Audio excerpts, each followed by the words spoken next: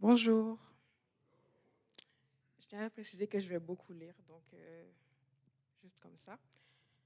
Donc, je m'appelle Larissa Laurette Tendar. Je suis la fille de Nadège Morisseau et de Joël Antoine Tendar et la sœur de Yannick Mandela Tendar. Je tiens à le préciser parce que ma famille a toujours été très importante pour moi. Et puisque toute ma famille était chrétienne, j'ai grandi en entendant parler de Dieu. J'allais à l'église les dimanches avec ma mère et mon frère et je suivais les cours du dimanche. Mais pendant ces cours, tout ce à quoi je pensais, c'était aller dans la classe de mon grand frère pour être avec lui. Vers la fin de mon primaire, on a déménagé dans une autre ville. C'était plus difficile de venir dans cette église, donc ma mère a décidé d'en trouver une plus proche. On a visité plusieurs églises, mais ce n'était pas comme ici. Je ne me sentais pas vraiment chez moi, on va dire. Au secondaire, je me suis faite des amis. Et comme moi, elles grandissaient dans des familles chrétiennes. Donc, parfois, on se posait des questions sur Dieu. Et c'était vraiment bien de pouvoir parler de Dieu avec elles parce que ce n'était pas comme parler de Dieu avec un adulte. C'était des questions plus terre à terre qu'on se posait. Et c'est à ce moment aussi que je me suis rendu compte que je ne connaissais pas grand-chose sur ma religion ou sur mon Dieu. Je me suis donc mise en tête de finir ma Bible et au final, je n'ai même pas fini la Genèse. Après, j'ai progressivement arrêté d'aller à l'église et de prier.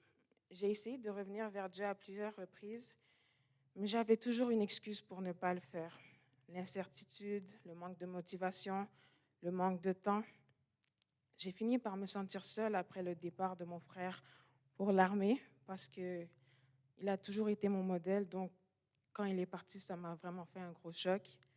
Et il y a eu le confinement, donc je voyais aussi plus mes amis. J'étais surtout chez moi avec ma mère, pas que je n'aime pas maman, mais c'est pas la même chose.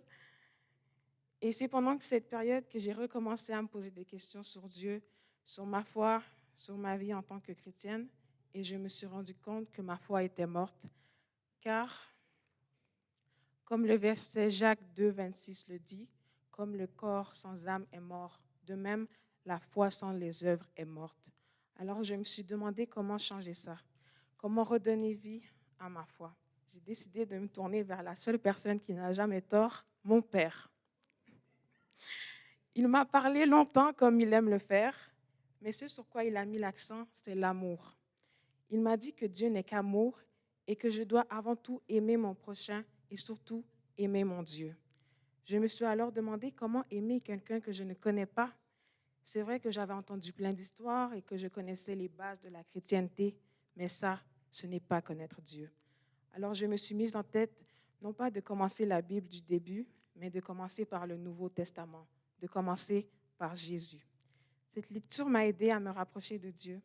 Elle m'a permis de me décider à retourner à l'église, à prier et le plus important, j'ai décidé de me faire baptiser. C'est pour cette raison que je me tiens devant vous, devant ma famille, mes amis, les membres de ma communauté, pour dire que je crois en la mort et en la résurrection de Jésus et que je veux passer le reste de ma vie terrestre et céleste à le suivre.